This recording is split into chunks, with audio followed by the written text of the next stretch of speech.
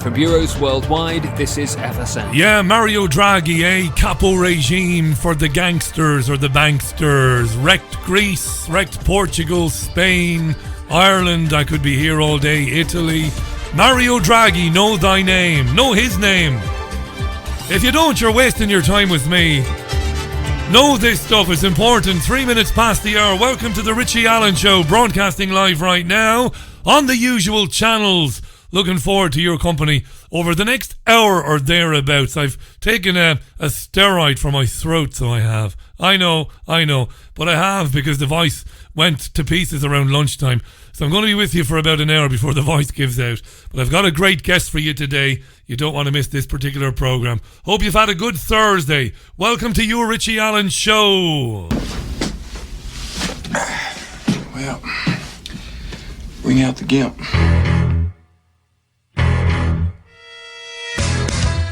It's the Richie Allen Show, broadcasting live on richieallen.co.uk and multiple platforms around the world. And now, here's your host, Richie Allen. Now, I'm really looking forward to speaking with Caroline Farrow. She joins the program this hour, does Caroline. She's a journalist, writer and media commentator, and she is the campaign director for the UK and Ireland for Citizen Go.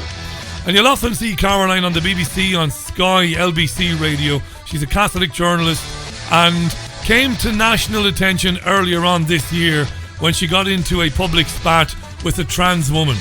Now, she's got a legal issue ongoing at the moment, which we're not going to talk about for obvious reasons, but we will talk about the issue in general, and I look forward to speaking with Caroline a little bit later this hour. I think you'll enjoy listening to that exchange.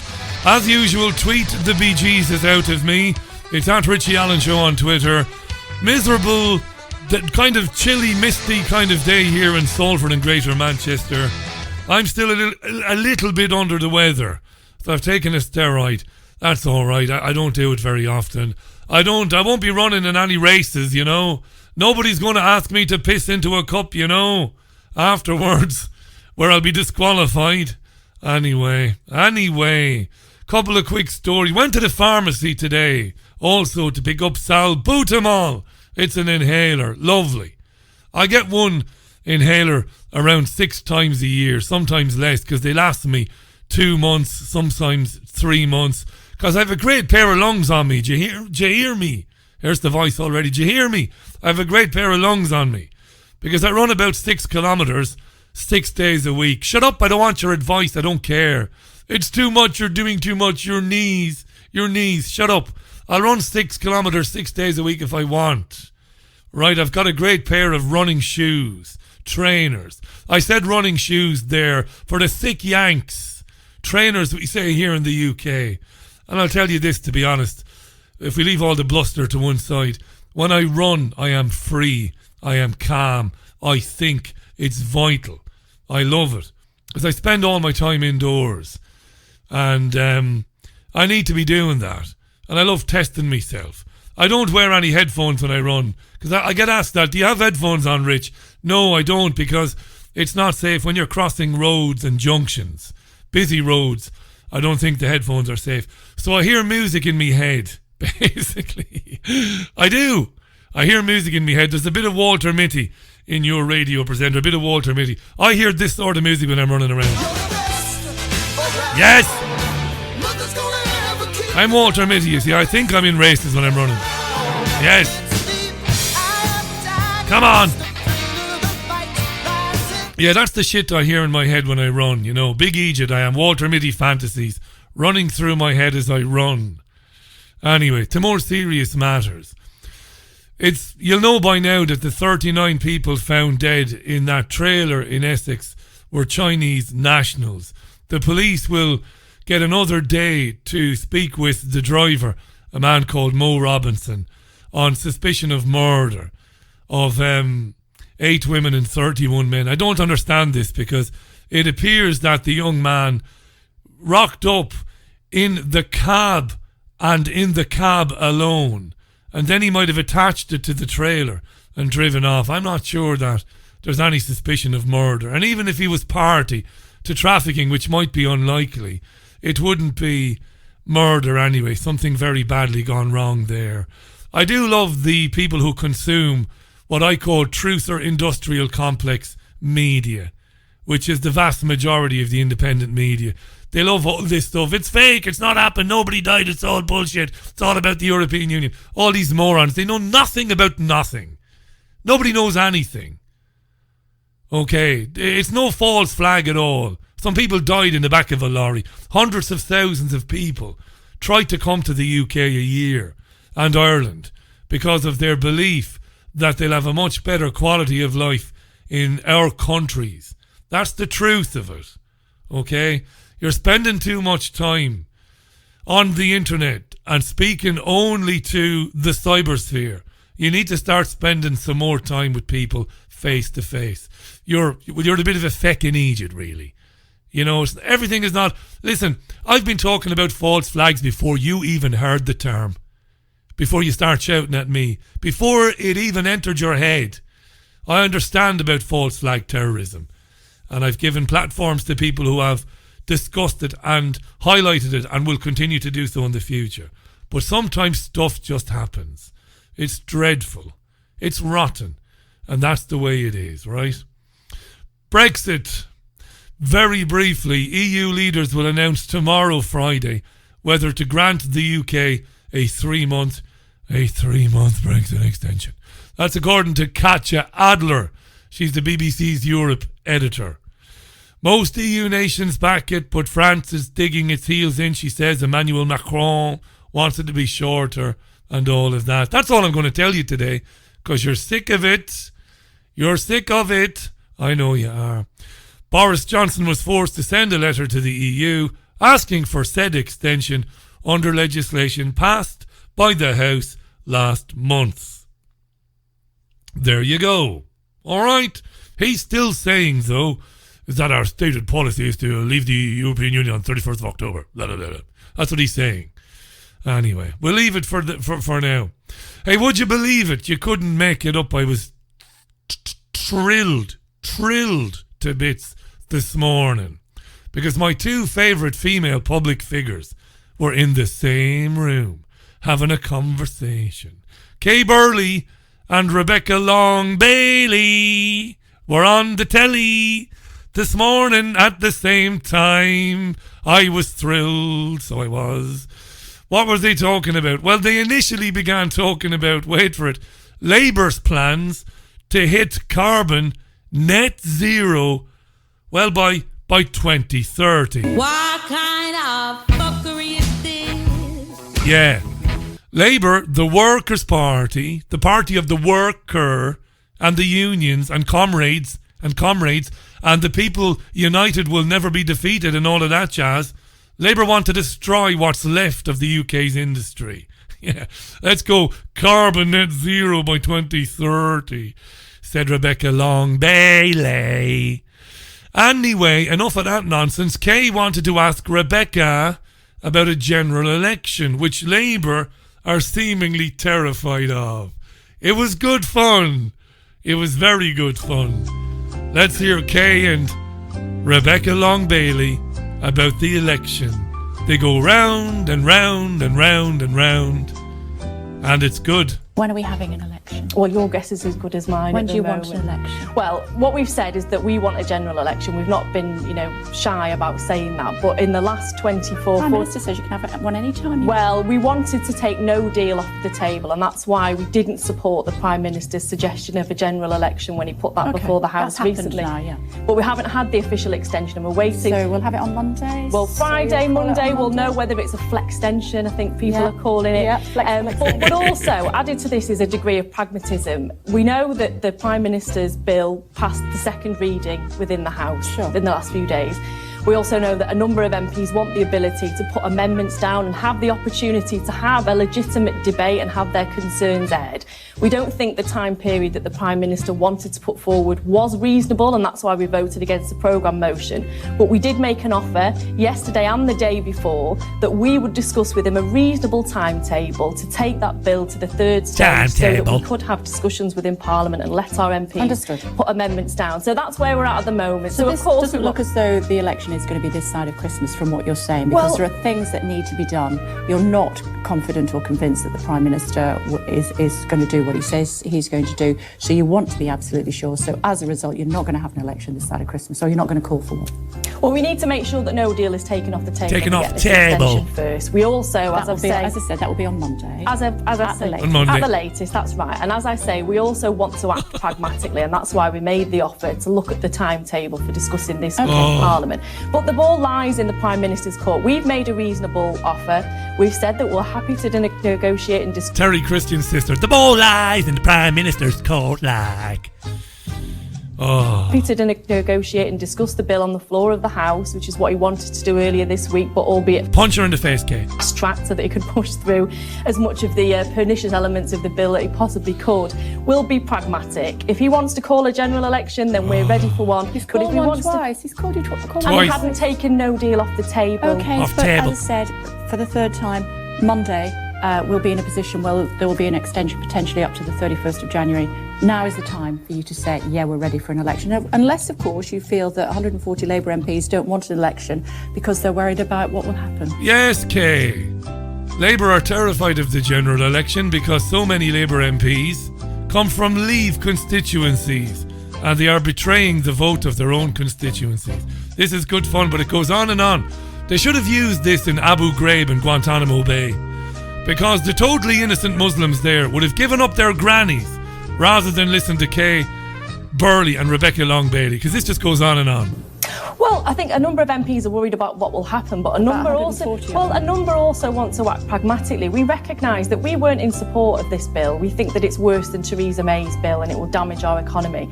But that said, it passed second read and it passed second. And I think we need to be pragmatic about that. Yeah, you have to and if suck we that up, have a Better than waterboarding this. to negotiate and discuss that bill on the floor of the House, So tell us- we wouldn't be against that, Okay, and we would so what is support the the Prime reasonable Minister. amount of time?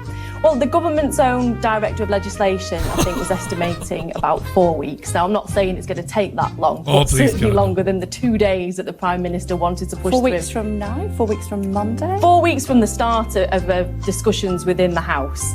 But as I say, I don't think it will take 4 weeks, and we're open to the Prime Minister offering a compromise that would. I'm not going to subject you to any more of it because it goes on for another 3 minutes. It did occur to me to leave it run for 3 more minutes. Listen, there's developing news. There is developing news. Are you ready now? This is big now. Boris Johnson has just announced that he will give members of Parliament more time to debate the Brexit deal, but only if they agree to a December 12th general election. He said he expected the European Union to grant an extension to his deadline, his October 31st deadline, even though he didn't want one. But now he's saying MPs can have more time to debate the Brexit deal. He'll accept the extension so long as they will agree to an election on December 12th this year, which is, by my reckoning, 7. Hang on, I'm going to do the maths now. 7. There's a week left in this month. Then you're into November. You're talking about 9 weeks away, right? 9 weeks or thereabouts. 12th of December, so the ball is back in Labour's court and the Liberal Democrats. I wouldn't bet. Well, I don't know what's going to happen. I wouldn't put too much money on them accepting it. But then again, you never know. So that's the latest development. Johnson says more time to debate the Brexit deal. I'll accept, even though I don't want the EU extension, meaning we won't leave on October 31st, so long as you give me an election on December the 12th. There you are. 17 minutes past the hour. This is interesting. US lawmakers have criticised Facebook boss Mark Zuckerberg. About what? Well, about the fact that Facebook doesn't check political advertisements. You'll know about this today because it's in the UK press and it's everywhere else. This is a hearing that took place in Washington yesterday.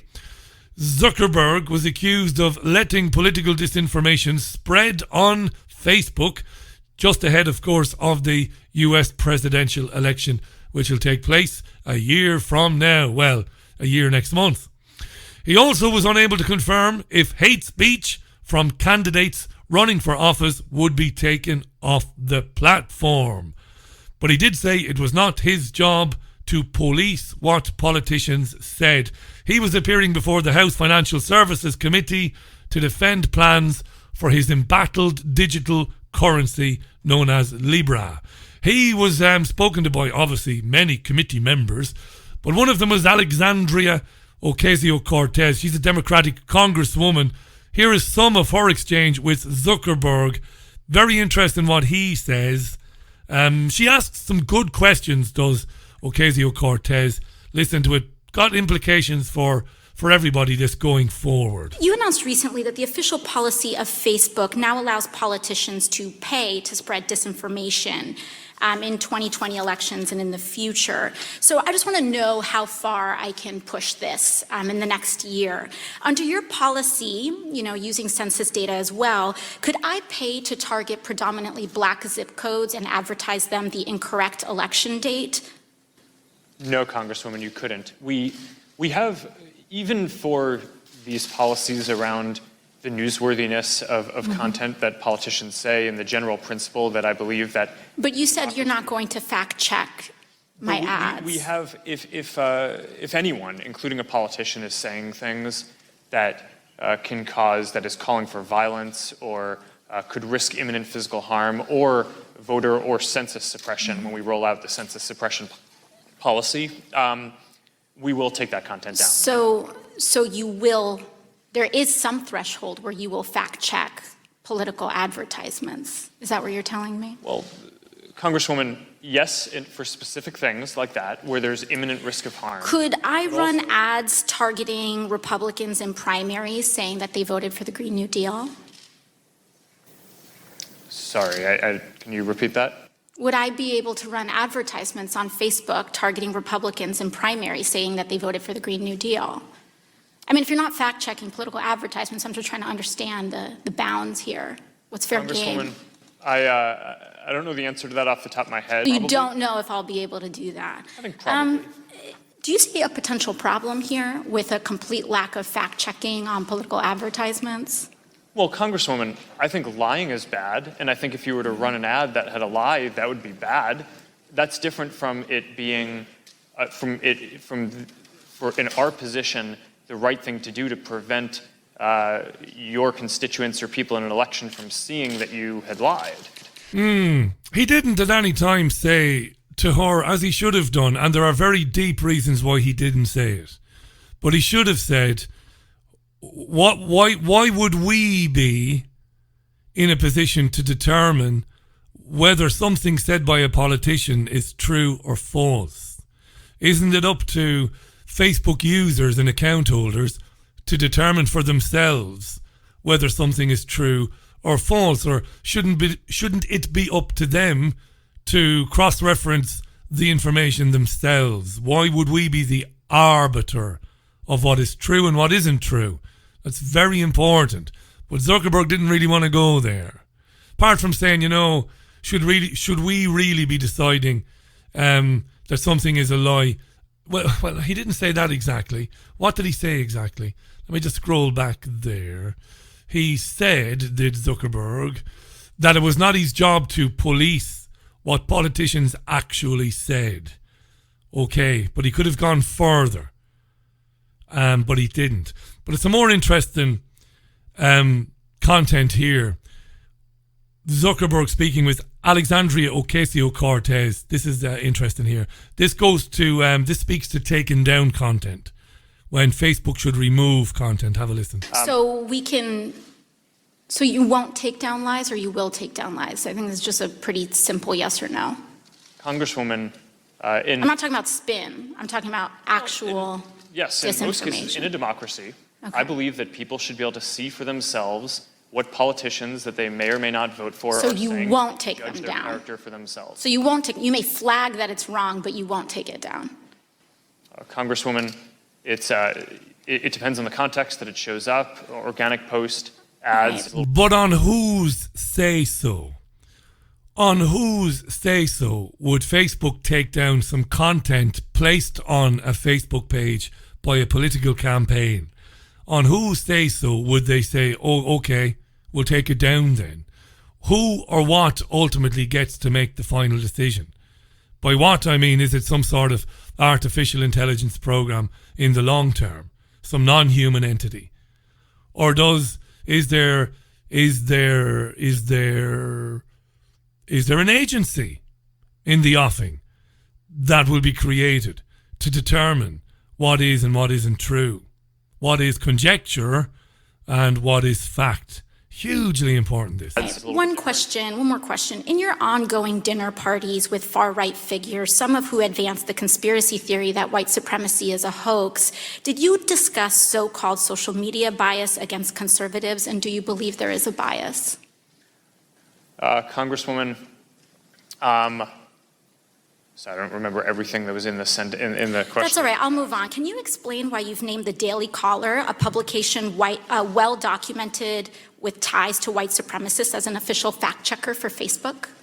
Congresswoman, sure. We actually don't appoint the independent fact checkers. They go through an independent organization called the Independent Fact Checking Network that has a rigorous standard for who they allow to serve as a fact checker. Yeah. Very interested in this, obviously, because of the implications of it going forward. There was a guy who came on to Sky News this afternoon, a guy called Peter Jukes. You might have heard of him. He's the founder of Byline Times. What does Jukes think of what Zuckerberg just said? Well, the thing is, he's using a classic free speech argument, isn't it? He's saying basically, I might not think lies are right, but other people should see the lies. He's trying to avoid the fact that Facebook is one of the biggest global corporations and makes billions out of publishing this stuff. He is, in effect, a publisher. And also a newspaper or broadcaster like yourself would fact check if somebody lied on your program. And always he has sucked billions from classical advertising on newspapers or television, and he cannot avoid responsibility for the content he provides. And that's the dilemma they're always in. If it was just a matter of free speech, he has a point. But the fact he's making billions, not only from advertising, but political advertising. 80% of, I think, the Vote Leave advertising went on Facebook and social media. So if you're making money from it, you have responsibility for it. Peter Jukes. Huge that. We're going to stay with that story in the coming days and weeks and what it means. They go on to talk about Facebook being a publisher, therefore Facebook is responsible for the content that people see on there. I don't agree with that entirely. I know there have been guests on this programme in recent months and years who would disagree with me, but this is where it's all heading.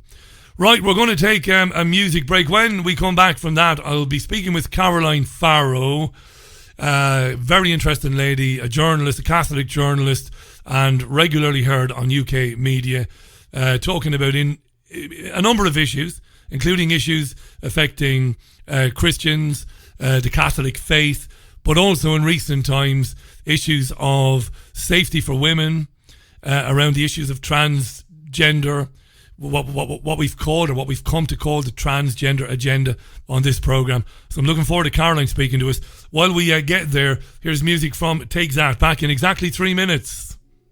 So don't go anywhere, right? Keep the tweets coming in. Music from Take That on your Richie Allen Show. It's coming up for 30 minutes past the hour. Welcome back to the programme. Huge interest in this. It's a massive issue, this, and one you've got to take seriously, because it's everywhere at the moment. Let me read you some of Brad Palumbo's article in the Washington Examiner yesterday.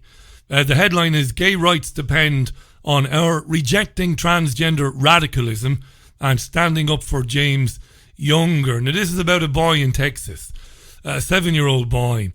And the journalist writes, "A 7-year-old boy cannot be transgender, at least not with anywhere near the certainty necessary to justify taking steps towards life-altering, potentially irreversible physical changes such as hormone therapy or puberty blockers.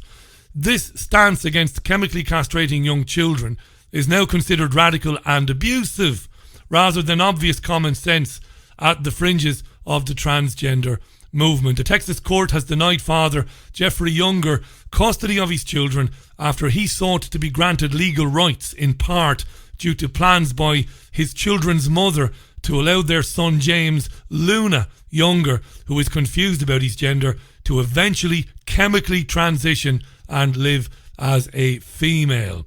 Let me welcome our guest.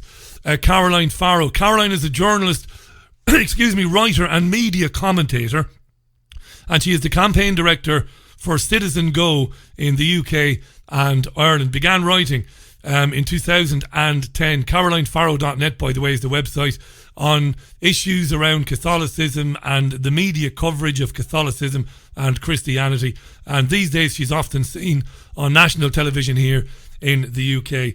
Caroline, thanks for coming on the programme. I really appreciate it. Now, our listeners will know that you've got a big legal issue pending around this issue that we can't possibly talk about, and we can't possibly go near it, so we're not going to do that.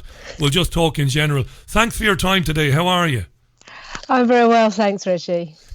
Caroline, I'm 44 years of age now, and I remember in my teens, I remember meeting one or two transgender folks, transsexuals, and that was fine. In my 30s, working in media, meeting people, meeting gay and lesbian folks, meeting trans people. What I've been witnessing the last couple of years seems to have come from nowhere.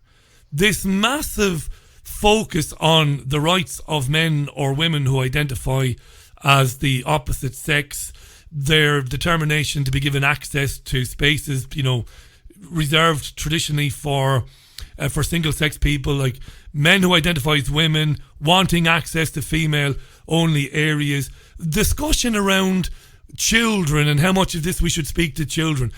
To me, it's come out of nowhere. What are your thoughts on it? Where does this begin, do you think, in recent times?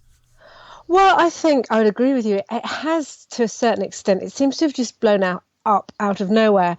And I think part of the reason for that is that before, everybody was so focused on, LGB rights, there was gay marriage. And now we have, full equality, maybe for want of a better phrase. But, if you're lesbian or you're gay, you are not discriminated against legally in any way, shape or form. And I think, most people would think that's a very good thing. And it's almost like that because, the struggle for lesbian and gay rights has been won. There's power abhors a vacuum, and lobby groups such as Stonewall have been looking for their angle, something to justify their existence, and so they've leapt upon this trans issue, and are really pushing it. And I think as well, I think the roots of it come from the Gender Recognition Act in 2004, which allowed, for trans individuals, people who'd been through sex reassignment surgery, to have the official notification and the pieces of paper that they needed in order to be able to kind of live their lives, so they didn't have to, if you'd had a sex changed operation and you needed documentation to back up your identity, you could obtain that. And I think most reasonable people wouldn't disagree. But what's happened is that the Gender Recognition Act has kind of created this legal fiction whereby people are getting their birth certificates changed and are saying, because I am a legal woman, I am biologically a woman, and therefore I must have all the same rights and privileges that are afforded to biological women. But we know that biological women and biological men, there's differences. And even if you go through this surgery and you have the hormones, you are still not, the new biological sex or gender as it's known. And so we've now got a situation where we've got two groups of potentially marginalised, vulnerable people competing for rights. And, and that's the rights of women to have female-only spaces, whether that's in prison, whether that's rape shelters, domestic violence shelters, to have solely female sport, to make sure that that biological men are not coming into female bathrooms and changing rooms and intimate spaces. And then you've got, the trans community saying, look, I need to be able to access your spaces, and this is all about validating my identity. And if you refuse to accept that I'm not a biological woman, then you're a hater. So really, it's one horrible, interminable mess, but one I think that could easily be sorted out if people were prepared to be sensible and make compromises. The radicals in the trans lobby, are they in the minority? I ask this because I do hear from trans folk from time to time, and I've had some on the programme, and they don't have any time for any of this. They don't agree with it. They're not part of it. They don't like it. They certainly don't lobby for it. And that's what kind of confuses me. You made a very good point about the Gender Recognition Act. As it used to be, somebody who's transitioning, there had to be a medical impact, didn't there? There had to be medical intervention. There had to be a medical side to it.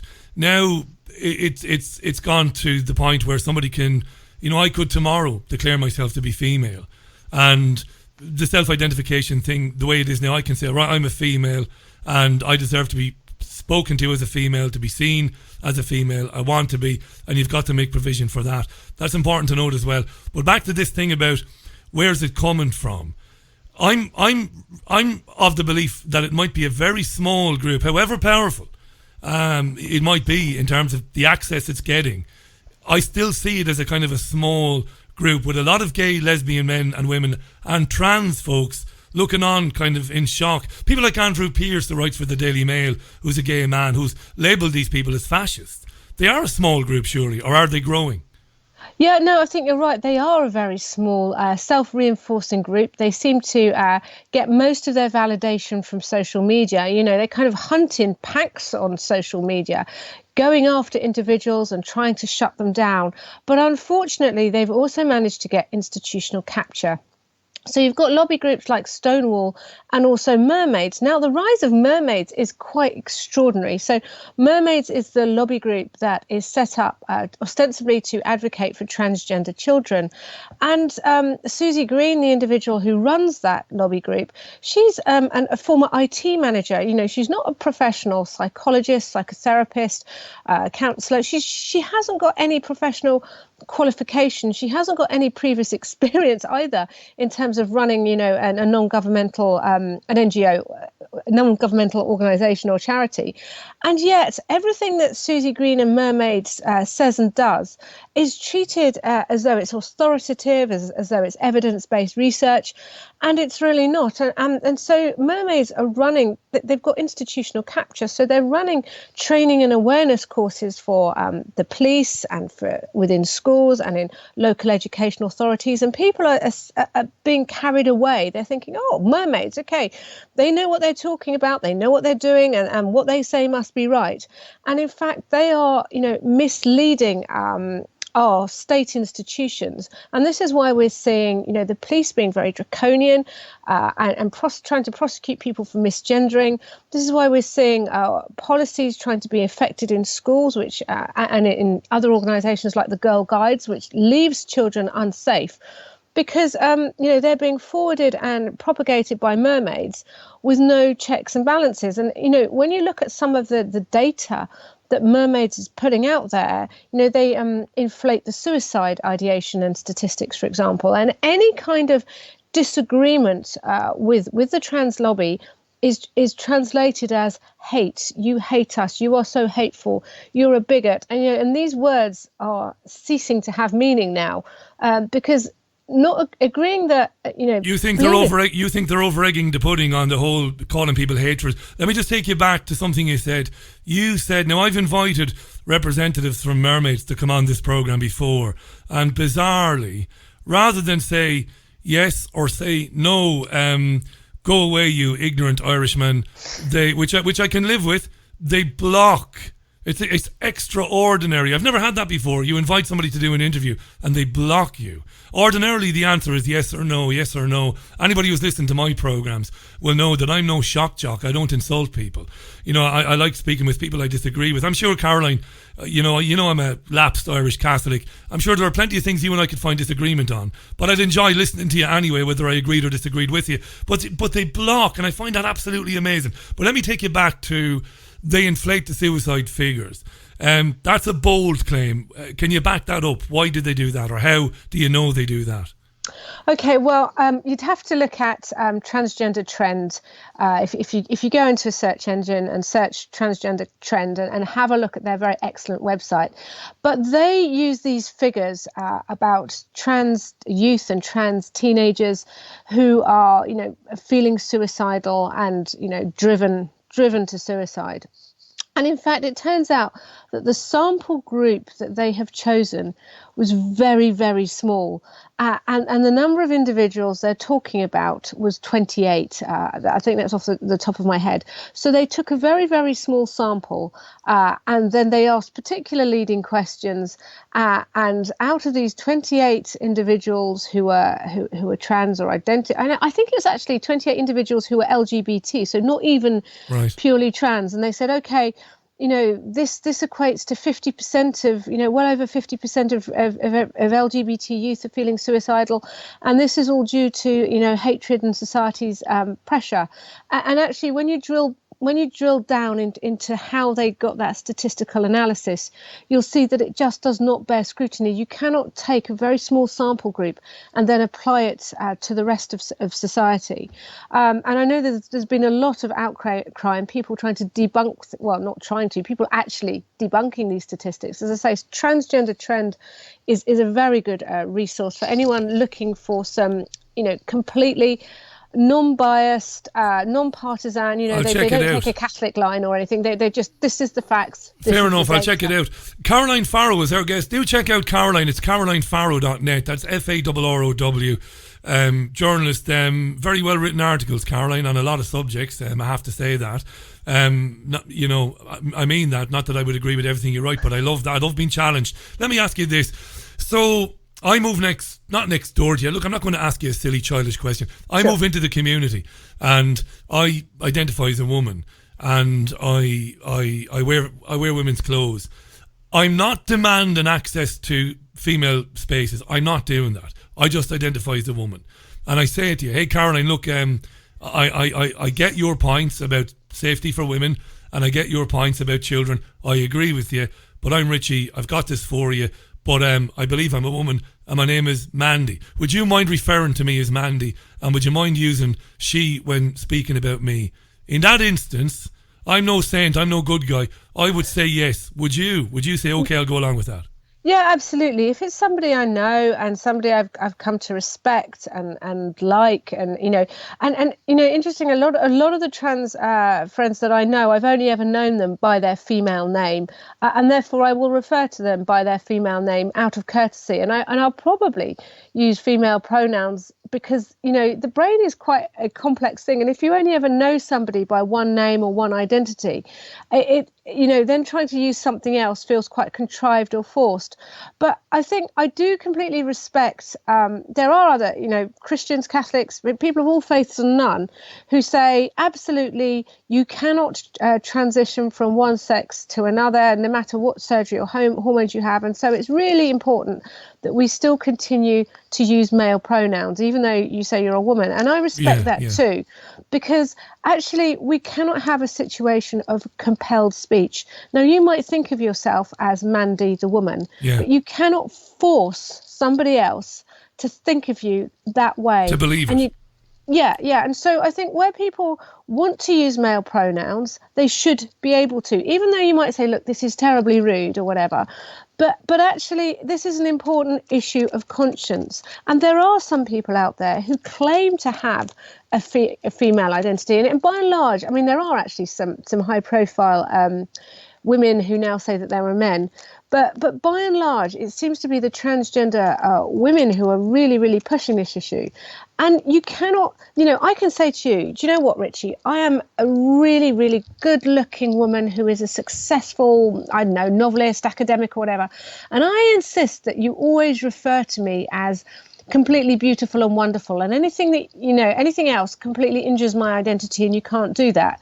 Well, that's wrong. You see, this is where I think some of the trans movement are trying to really force and impose how they feel about themselves onto other people. And when you see there are, transgender individuals out there who don't pass and who love the fact they don't pass, and they love the fact that they are, forcing themselves into women's spaces, into women's sports, and then trying to criminalise and prosecute you when you say, hang on a minute, that's a fella.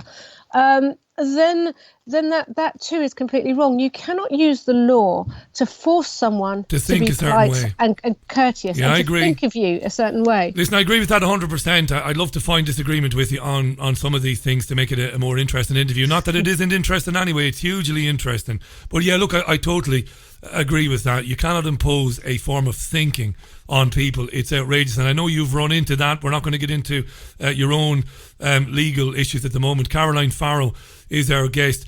Now, every now and then you'll see a story in the Daily Mail or in the Telegraph or in the Mirror. I don't think it's a party political thing, or it's a certain right or left thing. A lot of the papers have done stories about trans women, which is a man identifying as a woman, trying to access spaces. Now, I've heard from trans folk and they've said, Richie, I don't agree with that, by the way. They've said, I think it's wrong for the trans woman to try and get into the woman's changing room or the woman's toilet. But I wonder how much of that is really actually happening in society. We do know about the prisoner, which was a horrific story. Karen something or other. Karen White, horrendous. That how could that happen? That's outrageous. People, there should be an inquiry, I should say, and nobody died. There should be an inquiry into that, and there should be.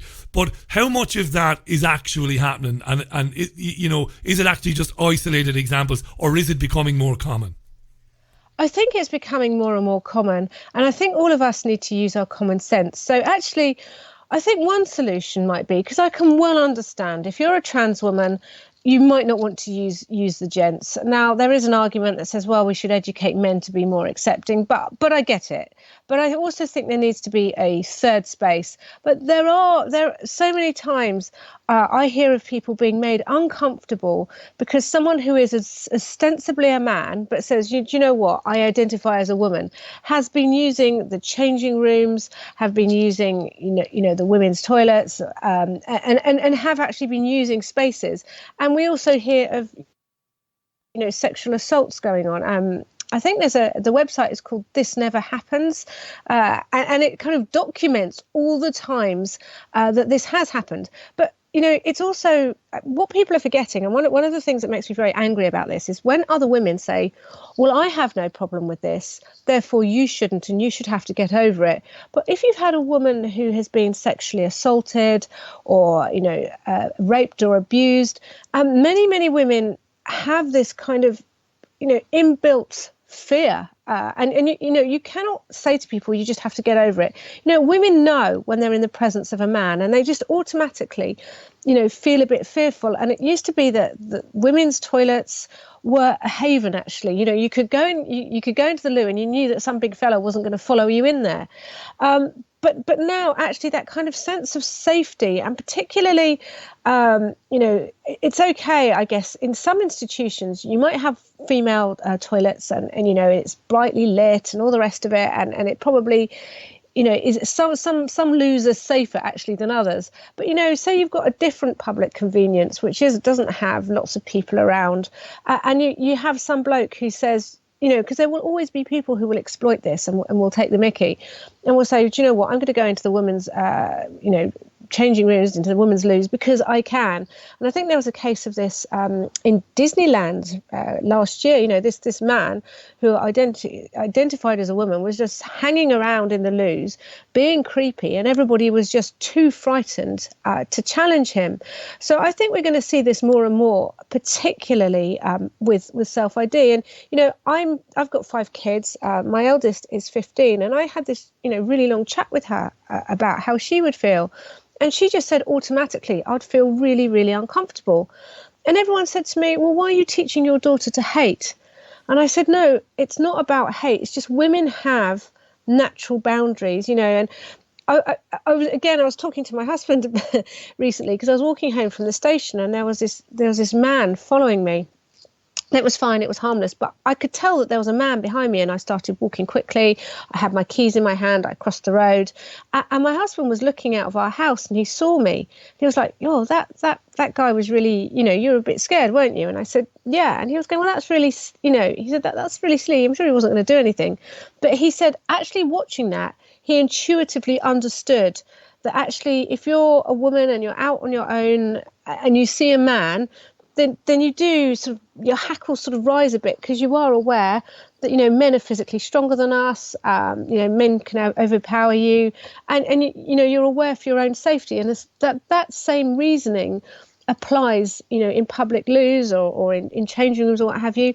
And actually, why should, you know, if we're getting changed or what have you, then we should have our privacy. Why should we be exposed to male bodies? And the same, to be fair, the same goes to men. I know lots of men feel a bit uncomfortable. You wouldn't want a woman in your changing room while you were getting changed. Yeah, you know, it's a natural boundary. And it's not saying that trans women are rapists. It's just saying, look, men and women on the whole prefer their own dignity and prefer their own boundaries, and wanting to, you know, keep those boundaries in place is not hateful. It's just protecting. We have a duty in society to protect the most vulnerable. It's outrageous, Caroline. It's outrageous that we're even discussing it. I can't believe that we're actually even discussing whether or not men who identify as women should be allowed access female changing areas and restrooms. To me, it's absolutely outrageous. You know, it's the sort of thing some years ago local authorities or judiciaries or magistrates would have just written off and said, no, we can't have this. This is absolutely outrageous. There is some common sense here and there, though. I see the trans woman, Jessica Yavin in British Columbia, was told that I'll go on, I'll say her just for the crack.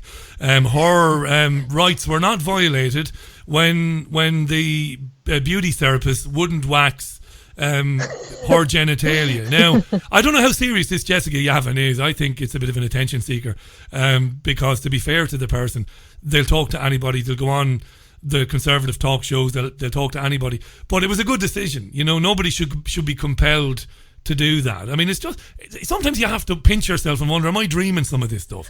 You know? Yeah, no. And actually, the Jonathan, it's John. I know everyone calls him Jessica, but it's Jonathan Yaniv, and it's been scandalous because anyone who has misgendered him on social media, on Twitter, there's a well-known feminist, Meghan Murphy. She got a Twitter ban because she said, look, this is a creepy guy who's forcing women to wax his genitals, and it's a man. And Twitter said, this is so hateful, and banned her. But the judgment, I mean, it was extraordinary, very, very funny judgment. It was 9 pages. And it admitted that this guy had been going round, he was a racist, so he was targeting vulnerable immigrant women, some of whom didn't have English as their first language, and many of whom were religious, and so, you know, their religion would stop them from, you know, having intimate contact with a man. And he was creating fake profiles on Facebook and other social media, contacting them and saying, oh, you know, will you give me a wax? And then saying, well, I'm transgender and I've got male parts. And when they refused, he was suing them. And I think he's been ordered to pay 3 of them £2,000 in compensation. Good. But the others were forced to close down their business. And when you see this guy's exploits, I think he's a complete attention-seeking troll.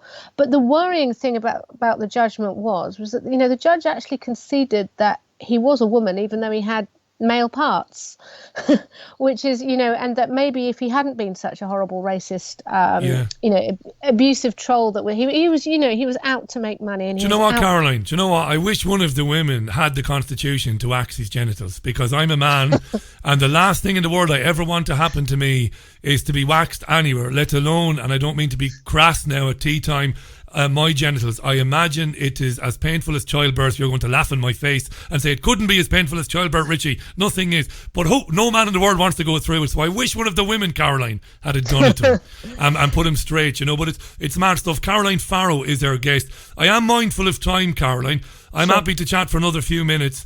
I don't know what your plans are for the next 10 or 15 minutes, but there were other things I wanted to chat with you about. This is a hugely serious issue. Of course it is.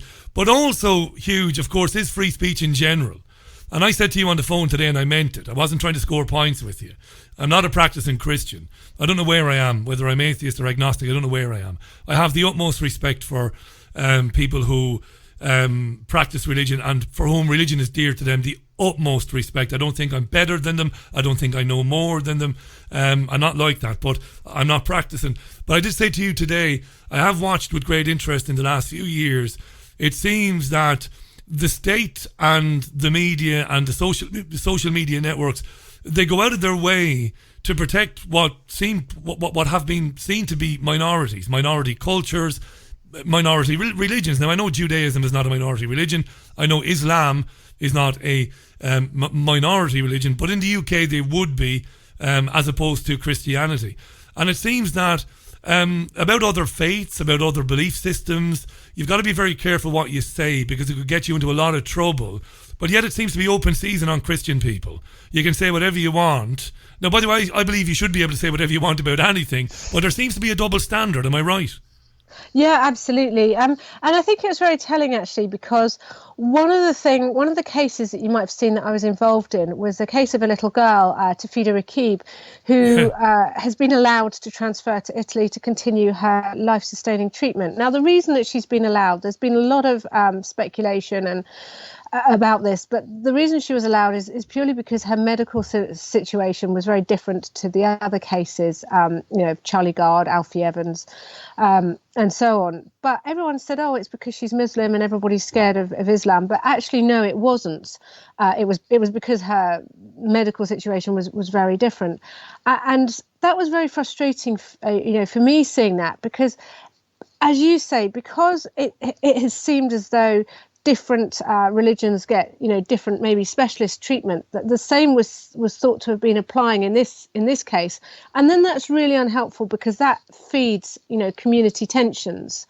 And so it was kind of interesting for me seeing that from the other side. But yeah, so one of the legal issues that we are allowed to talk about is the fact that in March of this year, I was going to be interviewed under caution by Surrey Police for misgendering Susie Green's daughter. Yeah.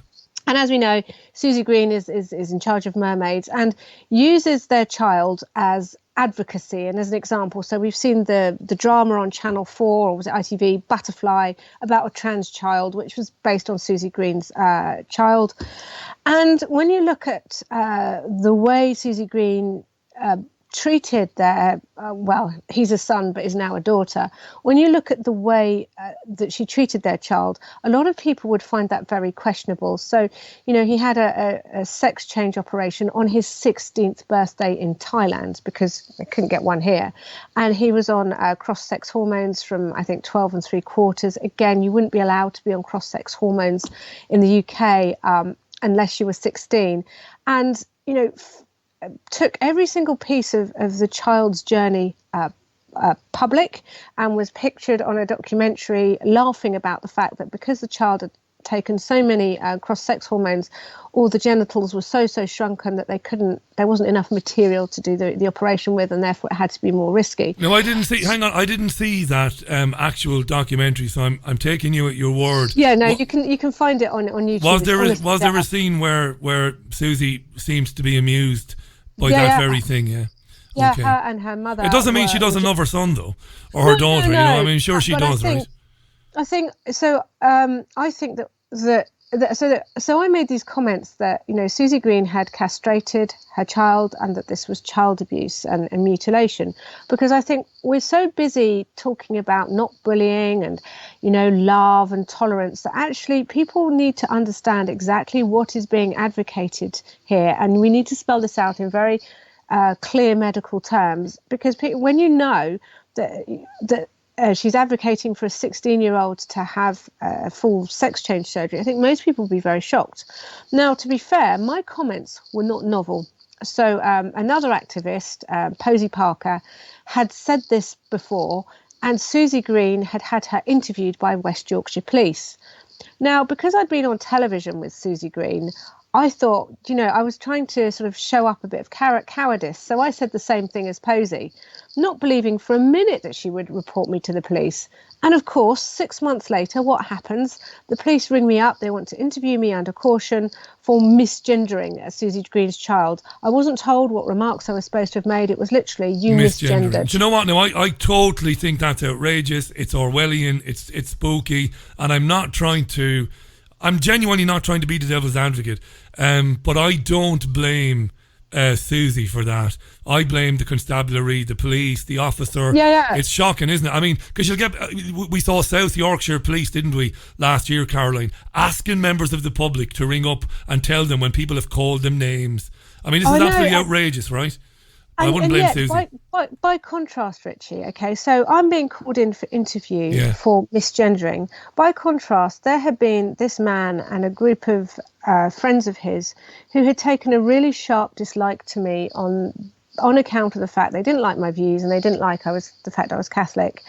And because it's tea time, I cannot tell you the things that they were saying. But every day, this man would publish a blog, and he would have 50 posts a day. And in it, he called me, I think I can probably say Catholic scrubber is the politest thing I can say. Okay, but every day he called me a Catholic scrubber, a Catholic this, a Catholic that, really disgusting misogynistic insults. He published my husband's phone number, so my husband had to change his mobile.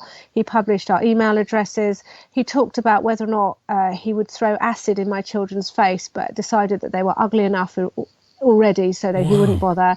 He published identifying information about where my children go to school, and he explained how he'd got that identifying information as well.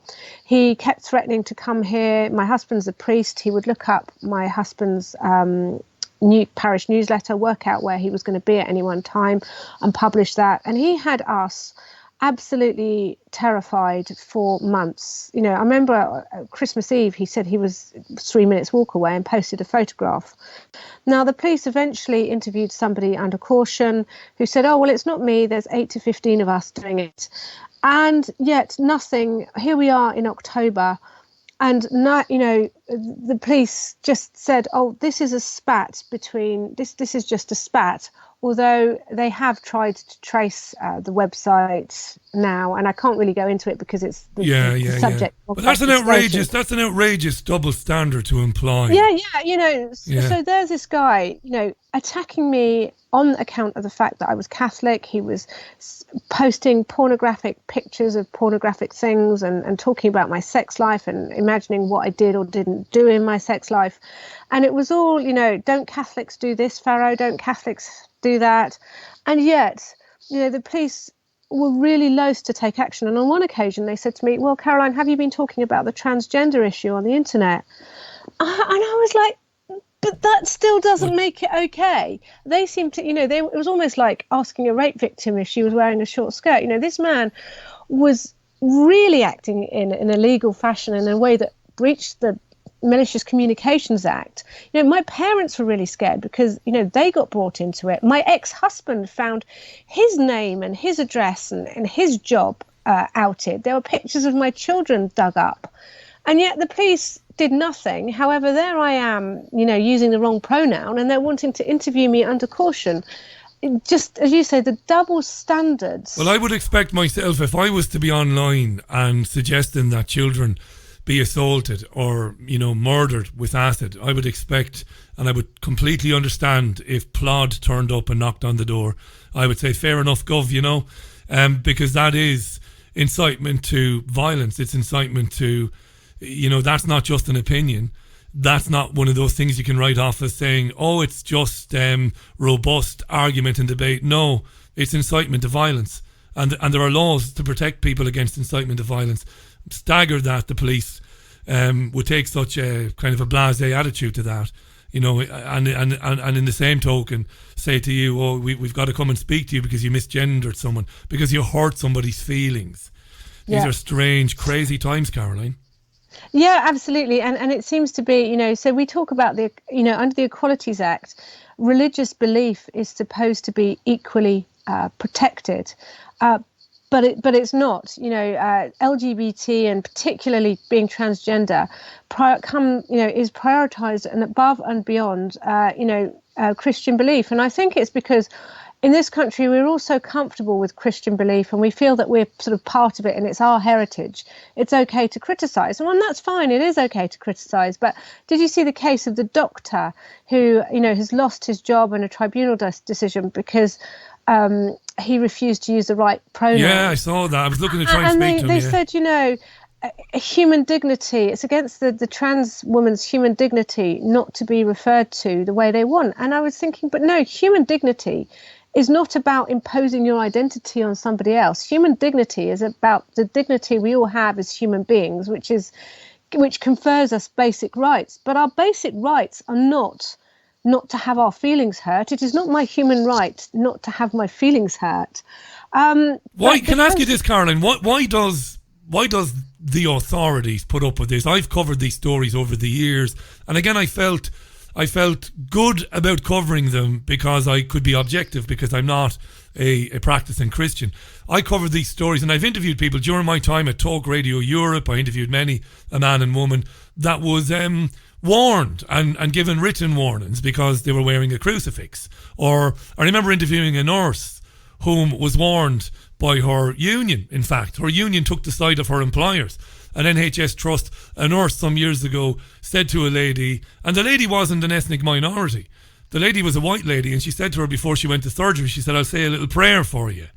And there was murders over this, and I remember thinking, what's going on? Where's the common sense? Where's the tribunal or the union or the bosses going, listen, get over yourself, grow up, stop crying. She said she'd say a prayer for you. She wants you to do well in surgery. She's caring for you. But no, a big deal was made out of it. I thought the majority meant something. I'm in the minority. The majority do believe in God. They do have some Christian feelings. I couldn't imagine saying to somebody, "Oh, you can't come near me with that crucifix." How do we get to this stage, do you think? I think it's offence culture. I think we've become an identity politics. We've become all about what's my identity and who is the most oppressed. As a there's a kind of lack, I think, of human solidarity, of saying that we're all human beings. Yeah. So I think it's partly offence culture. I also sorry, my phone's ringing. That's okay, don't worry about it. Yeah, it's brilliant live radio. We've had everything. We've had babies screaming. We've had the whole lot. Don't worry, Caroline, go ahead. And I think the other thing is, I think it's jobs worth and low hanging fruit. So I think, so years ago, back in the 50s, for example, when homosexuality was illegal, and it shouldn't be illegal, let's be very clear about that, the police would go around trying to arrest, they arrested men who were cottaging and in, public toilets and what have you, because it was easy for them. This was an easy arrest. This was a low-hanging fruit, great, this gets our numbers up. And I think the numbers have, the kind of the situation has swung 180. So it's now, anybody who it seems to be that tolerance is not enough in this society. You must applaud and celebrate. And, we're all allowed to make judgments, Richie. We can all look at something that somebody else does and think, do you know what, I don't really agree with that. Not for me, yeah. Yeah. But that doesn't seem to be allowed now. So, unless you are wholeheartedly celebrating everybody else's individual moral choice, you're deemed a hater and you're deemed harmful. And it seems to be about validating everybody's feelings all the time. That's straight, do you know what? That's straight out of George Orwell, because what it does is eventually society as a whole, people begin to think, I better let the group know that I'm okay. And I'll do that by regularly signalling, I don't want to use the term virtue signalling, but I will regularly let people know that I'm a good guy. So I will tweet something positive or retweet something positive or say something positive about a minority or about sexual orientation. That's a weird form of self-censorship that is being imposed on people. It's straight out of Huxley and Orwell, that, Caroline. It is, yeah, and I think everybody is so. I do it myself, actually, even in that I think we're all guilty of it. So, if I see a really horrible human rights violation, which happens a lot, say in the Middle East or in some of these Asian countries, where you see, gay men being hanged or chucked off buildings or whatever, then I will say, gosh, this is really terrible. And actually, it is terrible. And these are the sorts of abuses that we do need to stand up to and fight against. So, for example, I'll do a bit of self-promotion, but one of the petitions I've got running at the moment is there's a Chick-fil-A restaurant running that's opened in Reading, and it's not even been open 2 weeks, and the management of the Reading Oracle Centre have said we're going to shut down this chicken restaurant because they're terribly homophobic and it's the right thing to do. And we've got no time for this in our society. And when you look at what this Christian restaurant have done, basically they have a charitable foundation, a bit like Ronald McDonald Foundation, and they only give to charities which have kind of a Christian flavour or maybe a gender. So fair enough. They won't give to anybody that they feel is promoting LGBT causes. And And yet everyone's gone, this is hatred, this is terrible, we've got no time for this is so bad, they must shut down. And I'm thinking, do you know what? When you're being forced to give to a particular organisation or cause, it's no longer charitable giving, it's a tax. You know, this chicken restaurant ought to be able to compete as a level playing field. But then when I looked further into it, Richie, it was so funny. I discovered that the Reading Oracle is co-owned by the Abu Dhabi Investment Authority. Now, the penalties for being gay in Abu Dhabi is you'll end up with 14 years in prison. You could joke on the irony. Yeah. You're not allowed to cross-dress. And yet, you know, Reading Pride, who were saying, this is terrible, we've got no time for this in society, you know, they're protesting against a harmless Christian chicken restaurant. And it's funny, I went to the restaurant the other day and I asked people what they thought, and someone said to me, do you know what, it's just chicken, you know? But they're protesting against this and not actually protesting against, you know, there are countries and regimes in which being gay, being lesbian, being trans, you know, will end your life and you live in fear. And that's actually what, you know, people of good faith should be targeting, because no matter what I might think as a Catholic or a Christian about sex and sexuality and how you ought to live your life, this is a private moral decision, and nobody should face jail, violence, or fear. No, absolutely not. And you're right, and I know you're right, and I know what you're saying. You're not saying to LGBT folks here, you don't know how lucky you have it. You're not saying that. I know that, but I believe something you said earlier on. I believe the war has been won here. I know Andrew Pearce believes that. I've interviewed Peter Tatchell a million times. Peter got his head kicked in so many times back in the 70s and 80s, you know, Courageous Guy and others, and many of them, you know, are bewildered by what's happening now. I want to ask you a final question. I do want to mention Caroline's website again, carolinefarrow.net. Check it out if you haven't before, and we will follow Caroline's ongoing legal issues. Of course, we'll follow those.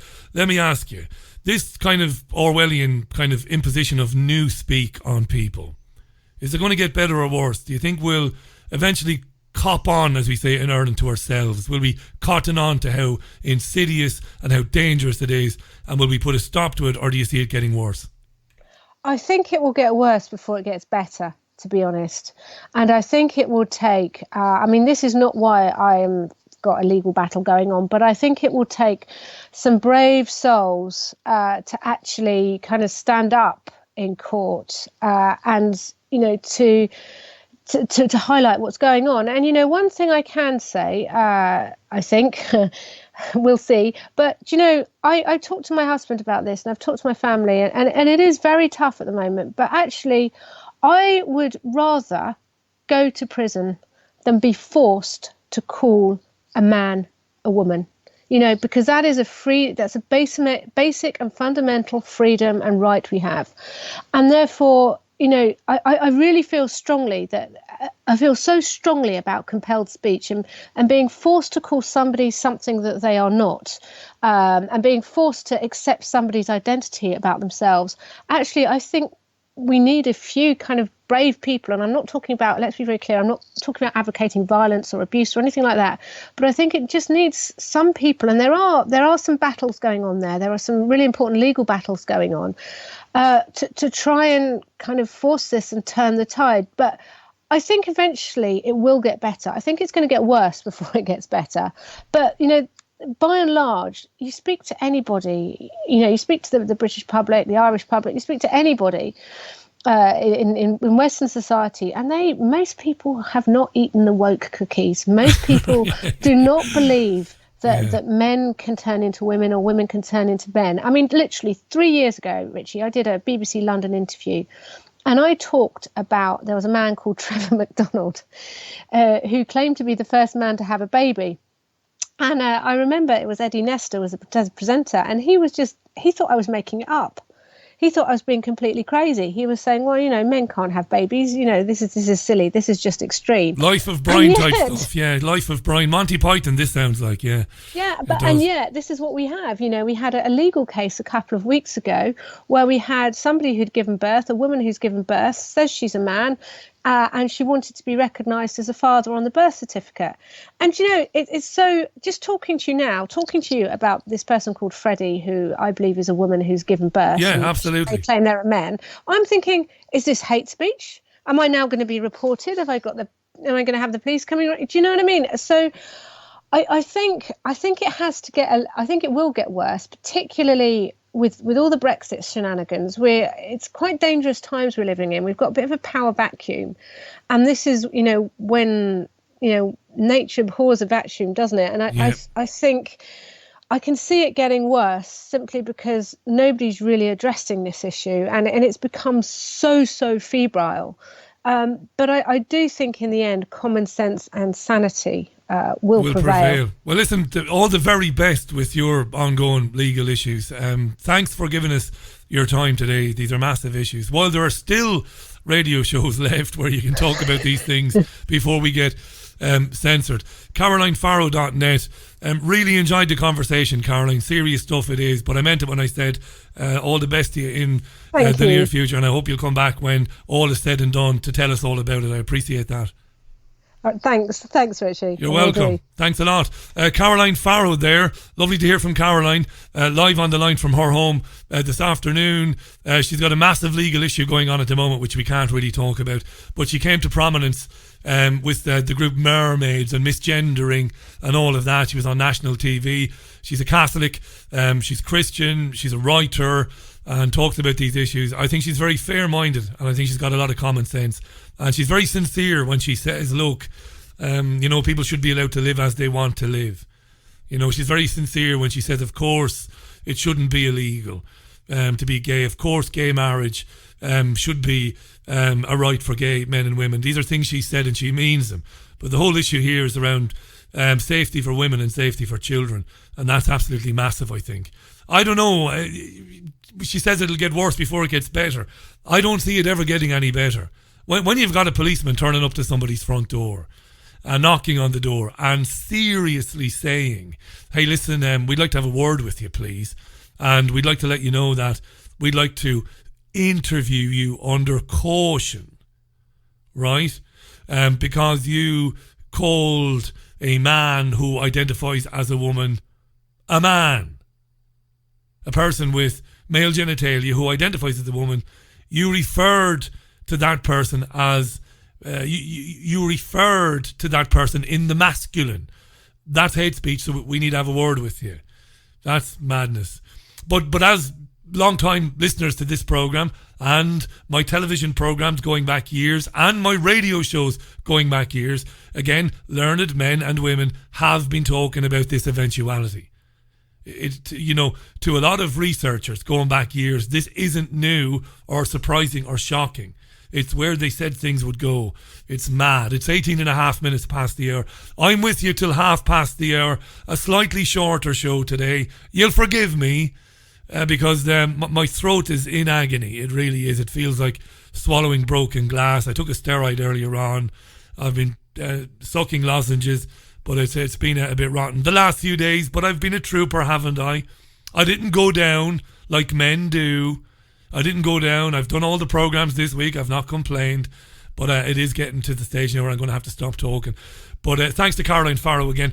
I brought you some news before we spoke with Caroline. And that is the UK Prime Minister Boris Johnson is looking to get an election scheduled for December 12th. And he has offered, in exchange for that, he's offered MPs more time to debate Brexit. More time. And that he will accept the imposition of another extension beyond October 31st, because the European Union will announce tomorrow that, I'm absolutely sure the European Union will tomorrow announce, yes, okay, let's have an extension. So Johnson is saying, let's have an election. And I believe in the last few minutes he's been speaking to the BBC, and I'm a multitasker, me. I was able to grab that while chatting and listening to Caroline Farrow. Here is the Prime Minister of the UK, Boris Johnson MP. We're being very, very reasonable. We're saying, if you genuinely want more time, you can have it. Here it is. But the condition for that is that we all agree to go for a general election on December the 12th. And the reason for having that deadline is because otherwise I don't think the people of this country are going to believe that Parliament is really going to do it by that deadline, because they spent 3.5 years failing to do it. So let's get it done and let's come out of the EU. But Prime Minister, it's not standard behaviour. You're essentially trying to blackmail Parliament with the threat of an election in order to ram through your bill. Now, this is the biggest thing, I'm sure you would say this, that this country has done for decades and decades and decades. You could just say, fine, let's have as long as it takes to get through this line by line in Parliament. Well, would that not be the responsible thing to do? No, come on. We've had 3.5 years Not of this. looking at this bill. Well, most of this bill is, of course, very familiar to parliamentarians. And as I say, when they had the opportunity to debate the actual deal the other day, they couldn't find enough speakers to fill the debate. This is something that's been super masticated in our democracy. They've been over it a long time. And so, well, okay. Your deal and the previous. And so what we're saying, Laura, is that there's going to be more time now allocated for all MPs to come together and look at it. And starting from now, starting from tonight if necessary, right the way through to when Parliament would rise on November the 6th, there is a long period to debate, discuss the provisions in this withdrawal agreement. But I think what people will want to know is that if there is that extra time, then this time Parliament really means it and really will get behind the deal and really will put it through. And in order to create a deadline that is credible in everybody's minds, then there must be that hard stop of a general election. And that was Boris Johnson speaking with the BBC political editor Laura Kunsberg a short time ago. Will there be an election on December 12th? I don't know. Having a Scooby-Doo. Hi to Sharon Gale. How you doing, Sharon? Thanks for your comment there. I'll be all right before I'm married, don't you know? Hi to Susan. Hi to David Stanford. Hi to Mwinga. Thanks for sending me that link to the Guardian article on this Chick-fil-A restaurant, and it's being attacked because of the owner's views on same-sex relationships. You see, that's the thing, you see, you know. It's like when the rugby player, the Australian rugby player, Israel Folau. Now, Israel Folau is a very conservative Christian, and he's got a very conservative outlook. And, you know, a lot of the conservative Christians, they're very fond of the Old Testament. And I'm not mocking or condescending when I say that. And he doesn't believe that same-sex relationships are compatible with a belief in God, or at least as he understands God. And he said some things on social media to this very talented rugby player. You know, he said things in the past about gay men and women, and he didn't use nasty slang terms to describe gay people. You know, he wasn't referring to people as fags or these other terms. He just said he believes that homosexuals, they'll go to hell. Now, I believe he's an idiot, right? That's what I believe. He's an idiot. I don't believe he's evil, and I believe it's his opinion. And for him to be kicked off the Australian rugby team and told he can never play again because of his point of view, when really, maybe somebody should have said to him, hey, Israel, you're a rugby player. Yes, you're entitled to your opinion about, homosexuality. But maybe wait until you are being interviewed and somebody asks you, maybe. But don't be going volunteering it because maybe it might look like you're trying to bully or harass gay folks. Now, I'm not saying I agree with that, by the way. I believe in total free speech and freedom of thought. But maybe the Australian chief executive should have said, listen, play rugby and leave that for other, leave it. While you're playing for Australia, just leave it. Don't be getting involved. But look, you're entitled to think what you want. And he was kicked out. And he shouldn't be kicked out for that. I don't agree with him. And I'm sure my gay listeners, the oft-mentioned John in New York City, renovating a house over there, John. And the oft-mentioned Andy, who's studying law in New York. They wouldn't see the guy kicked out because he believes that gay people are going to hell. But this is where it's going. And it's not about LGBT. It's about a million different issues where you must have an opinion. But the right opinion. Whatever is deemed to be the right opinion and the only opinion. And you must have that. Because if you don't, well, it could have profound consequences for you, for your place in society, for your employment. And that's in saying that. I can live with somebody, I can work alongside somebody who's got opinions about things that I find to be absolutely ridiculous. I can work alongside somebody who holds a point of view that Irish people are a bunch of drunks. You know, the stereotypes, or that Irish people are prone to stupidity. They're a bit thick, the Irish. I can live and work alongside a guy who holds those opinions to be true, because I couldn't give a shit.